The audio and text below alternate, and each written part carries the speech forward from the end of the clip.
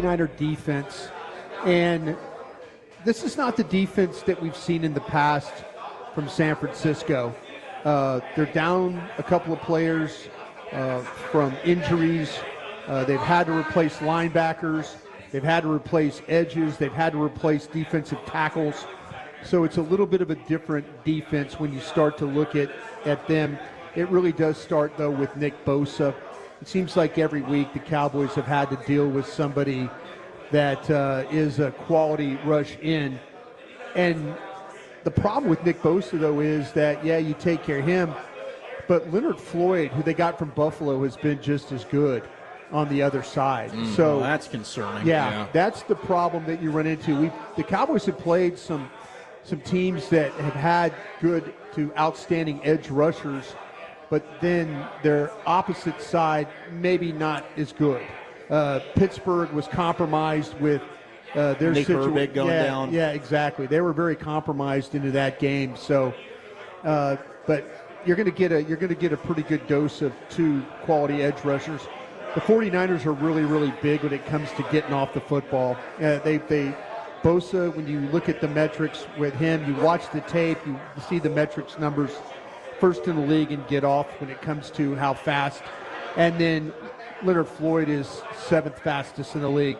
So you're dealing with two edge rushers that can really, really get off the ball and then cause you problems. The thing with Bosa is that he's shown just as much pass rush ability. He usually plays as their left defensive end. He's got more production off the right side. Watch out, Tyler Guyton. Yeah, Tyler Guyton in this football game. So every week we say, got to help, got to do this, got to do that. Then the Cowboys' game plan is 81% of the time their tackles are one-on-one with these edge rushers. So we'll see if maybe in the bye week that they think about, hey, we've got to figure. I do believe that Tyler Smith played against the Lions at left tackle because they wanted just to worry about one side of the offense. Well, it sounds like, though, that Guyton will be back in the mix this week. So keep an eye on that. Fred Warner is an outstanding linebacker. He's one of these guys that he's just as good playing the pass as he is playing the run. And when they put him in coverage, he's very good at denying that receiver the ball. He's got 8 interceptions in the last several years as a player. He's a guy that the Cowboys have had a hard time in the past blocking him, both run and then dealing with him in the past as well. If you want to take advantage of a linebacker here in this defense, it would be Campbell, number 59. He's not Devondre. Is he the replacement for Dre Greenlaw? Yeah. He has been the replacement. He was in Green Bay? Yeah. Right. Okay. Yeah, he was in Green Bay. Him and then D. Winters also get some work. He was a 6th-round pick. He was a defensive end, wasn't he? Yeah, at one time he sure was. So Campbell's a guy that, like I said, you could take advantage of him in some pass coverage stuff if you could get him matched up. But that one time they really did a great job with their linebackers. I think they're a little bit compromised with Campbell playing that position right now.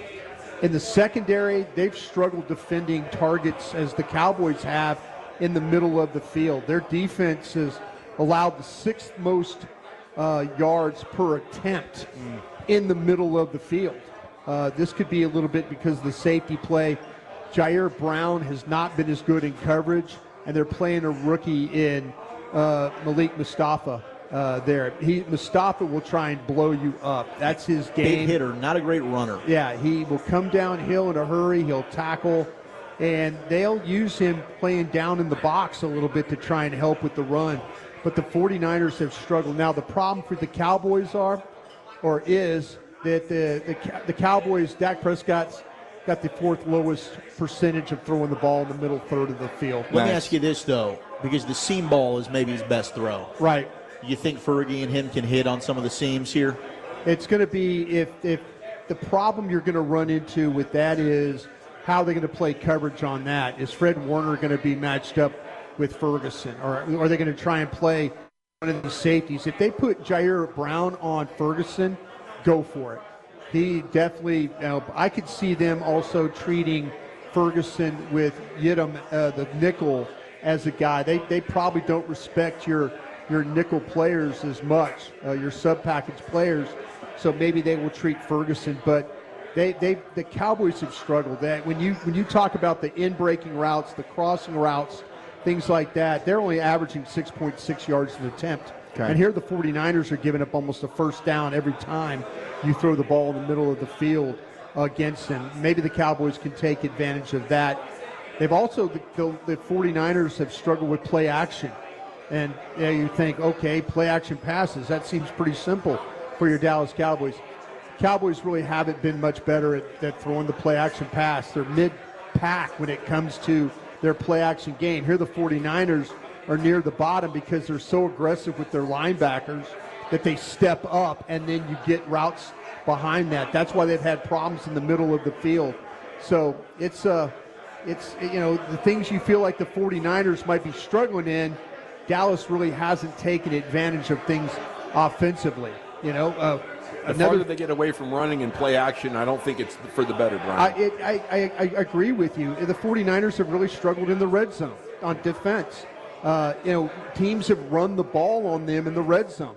They're 30th in the league in red zone. You can watch it. You can see teams moving the football on them.